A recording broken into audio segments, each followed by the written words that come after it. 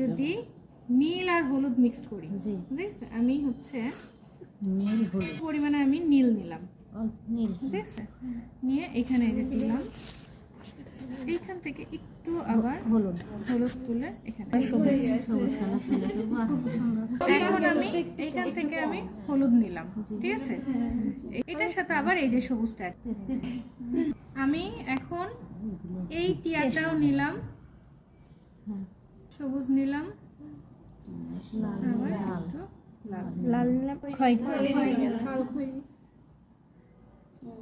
আচ্ছা, আমরা যখন কালারটা তৈরি করব তখনও কি এভাবে একটু হালকা পানি মিক্সার আমাদের দিতে হবে? পানি মিক্স করতেছি। ম্যাডাম ব্রাশটা পরিষ্কার না, এই যে এটা দেওয়ার সময় তো হ্যাঁ, যখন আমরা যখন এমনি নরমালি পানি নিয়ে নিচ্ছি হচ্ছে দেখেন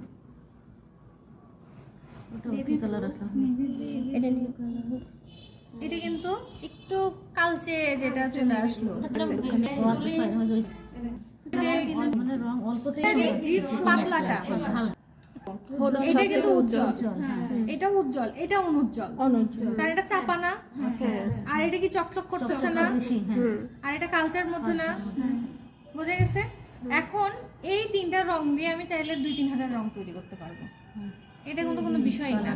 এখানেই দেখেন কতগুলো রং চলে আসে।